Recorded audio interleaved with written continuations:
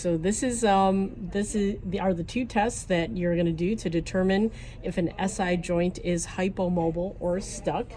First one is the standing flexion test. So you find the PSIS, make sure you're underneath them, and once you find them, lighten up your pressure. Then you have the patient slowly bend forward, and the thumb that rides higher is the hypomobile side. Come on up. Looks to be the right side. Okay, then this is the Marcher's test.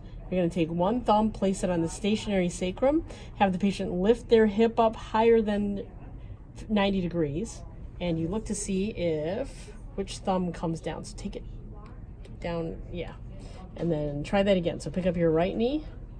That moves down about a thumb width, put it down, and now pick up your left knee. That moves down a bit more. So this confirms that the right side is your hypomobile side. Okay, so this is how you assess for an in flare or an out flare. First you find the ASIS, and then place your thumbs on the inside of the ASIS. Then plaster your index finger and thumbs together, and then point your fingers towards the belly button. You are eyeballing the distance between the belly button and the tip of your index finger. If you know that the right side is the stuck side, we're just going to stick with that for now. You'll see that the right side is inflared. It's a little closer to the belly button than her left side. Okay, so if it was farther away, you would call it an out flare. All right, this is how you correct for in flares or out flares. You have the patient lie in the half hook lying position. This is half hook lying, one knee bent. Okay, you place your hand on the opposite ASIS. So I'm going to treat her right side for an in flare. So I'm going to lay my hand on her opposite ASIS, and I'm going to move her knee out. She's stuck in, so I'm moving out. I'm moving her knee out until I feel a breath of movement under this hand. That's the first movement barrier. And then I have her pull in gently.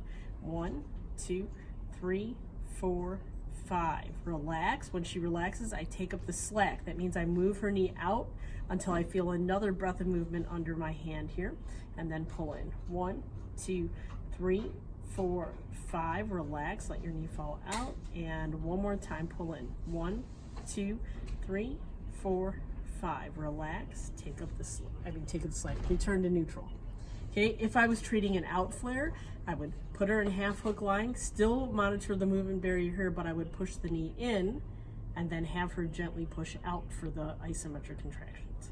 That would be fixing an out flare. Okay, so for an in flare, you pull out. For an out flare, you push in.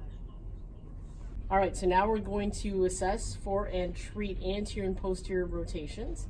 So you're gonna have your patient bridge up. Could have done this earlier too, I should have mentioned. Come back down, and this is just to ensure that her pelvis is lying as level as possible. And then you're going to take your thumbs and put them underneath the medial malleolus. Now, if their legs happen to be far apart like this, make sure you pull them together so that you're looking straight down with your dominant eye centered over your thumbs, and you assess the position or the length of the involved side. In her case, it's her right side. Right? So as I look down here, it looks just a tad bit longer, and then you have the person come up to long sitting. So sit up. Good, and as she sits up, just show her sitting up there. And there you go, she's sitting up, okay. As she's sitting up, you ask yourself what change happened. If the affected leg got shorter, this is an anterior rotation. If it got longer, it's a posterior rotation. She has a right anterior rotation. Go ahead and lie back again. So now we're gonna treat it. So to treat it, to treat an anterior rotation, we wanna drive the innominate posterior. So you're gonna flex the hip. How far do you flex the hip? When up to the first movement barrier that you palpate on the opposite ASIS. So you can grab here on the proximal tibia or under here if they have a knee problem, and you passively flex till you feel movement here, and then they push into extension. 1, 2, 3, 4, 5. Relax, take up the slack and push again. 1, 2, 3, 4, 5. Relax, and again push. 1, 2, 3, 4, 5, relax, and then passively return to neutral. If this leg had gotten longer in long sitting, we would treat a posterior rotation, and here's how you treat that. Have a patient slide close to you, And put your hand on the ASIs to monitor the movement barrier. Cradle the leg here and then lower it down until you feel a breath of movement here. Now they are going to push up and you're going to resist it. So I just fold my forearm over as she pushes up gently. 2, 3, 4, 5, relax, lower it. Once it gets down past the table, you can then put your hand on top. Push again. 1, 2, 3, 4, 5, relax, and one more time. Okay, so to treat a posterior rotation, the leg hangs off the table in extension. To treat an anterior rotation, the hip goes into flexion. You resist there, always monitoring the movement barrier at the opposite ASIS. All right, now we're going to discuss how to assess for and treat an upslip, an innominate upslip. So what you do is you find with the heel of your hand, find the lowest point of the ischial tuberosity. Put your thumbs on it, then point your index fingers towards the sacrum. This is the orientation of the sacrotuberous ligament. So right here, I can feel the sacrotuberous ligament on the right and the sacrotuberous ligament on the left. In the case of an upslip, that side will be squishier, not as rigid. That normally that ligament should feel like the web space of your hand when your thumb's extended. So if it's squishy or tender, then that is an upslip. Okay, we're going to assume there's an upslip here on the right, and I'm going to show you how to treat that. So I'll just back up just a little bit. So what you want to do is abduct the hip 15 degrees, internally rotate, grab onto the foot and ankle here using it as a lever, and then lean back and have the patient do a hearty cough. As they cough, you are just going to lean back and give a little tug. It doesn't need to be super strong, just a little tug, enough to do that. Maybe do it twice, one more time. Good. So you abduct and internally rotate to gap the SI joint, lean back, and then give a little tug when they cough, and then you reassess. That's how you correct an upslip. Okay, so next we're going to assess and treat sacral torsions. The two landmarks you need to check for are the first sacral sulcus. You are looking for the deep first sacral sulcus, so you will find the PSIS, move your thumbs down and in and a little, actually slightly superior, and then you will see the sacral sulcus. You want to make sure your thumbs are flat. Once you determine which one's deep, you want to move your thumbs down until you get underneath the ILA. The inferior lateral angle is this shelf right here, and you're looking for the more inferior one. If the deep sacral sulcus is opposite to the inferior ILA, then you have a sacral torsion, and that is what we are going to talk about today. Okay, so I just wanted to see those landmarks. Now we're going to move to a person. Okay, so here we are getting ready to assess for sacral torsion. The patient is prone. Your dominant eye is closest to the sacrum here. So my right eye is my dominant eye.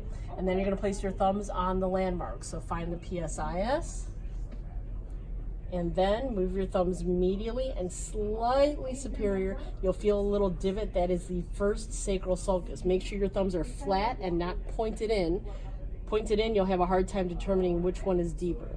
Flat, it looks here like this right one is deeper. I keep my thumbs the same distance apart as I move down to go underneath the inferior lateral angle, and you'll see my left thumb is more inferior. So those findings are opposite. A deep sacral sulcus on one side, an inferior ILA on the other side. At this point, you have the patient prop up on their elbows. You just show that prop up elbow position. And then you determine if that asymmetry got better or worse. So you'll see here that the asymmetry actually got worse. So lie flat again. So if it's deep on the right, then I know her sacrum is facing left. Okay, and when she went into extension, the asymmetry actually got worse. When the asymmetry gets worse, the letters are different. So this would be a left on right sacral torsion. The first letter is the direction the sacrum is facing. The second letter is the axis of the stuck side. But we know that second letter is opposite of the first letter if the asymmetry gets worse. So prop up on your elbows again. You see that asymmetry gets worse. This is a left on right sacral torsion. If the asymmetry would have gotten better, we would have had a left on left. So now I'm going to show you how to treat a left on right sacral torsion. All right, so here's how you treat a left on right sacral torsion. the left on right, the person always lies on the second letter. So she's lying on her right side. If the letters are different, we're going to treat in the extension position. So I'm going to show you the extension position. First, palpate to the level of the SI joint here, and then you're going to rotate chest up towards the ceiling. All right, till you feel movement at the movement barrier. Then I'm going to do a hand swap. Bottom leg goes back till I feel movement at this barrier. This is hip extension. And then I abduct the top leg. I just cradle her top leg in my arm. Sometimes I'll put my knee here to make sure that hip stays extended. And she gently pulls her top leg down to the floor. Go ahead. 1, 2, 3, 4, 5. After one repetition, we swap hands, take up a little more extension. If she's already bottomed out, you don't have to do that. Take up a little more extension if she has it left, and then abduct here and pull down again. 1, 2, 3, 4, 5. Relax, and we're gonna do one more pull. Pull down again. Notice I didn't take up slack in the other two areas because I was already bottomed out. All right, then you passively return to neutral. She lies on her stomach and you recheck. Now, if she had been a right on right sacral torsion, we would have her lying on the right side in the flexion position. So go ahead and lie on your right side again. Sorry, I need to switch out of there. So right on right, the letters are the same. You treat in flexion and you always lie on the second letter. This time, direct opposite, her chest goes down towards the table. So her arm goes behind her. I tell my patients, put your arm behind you and underneath you, and they'll usually assume this position. Then I have them bend their knees up. You want their hips and knees starting at 90 degrees of flexion. Make sure they have rotation here to the movement barrier.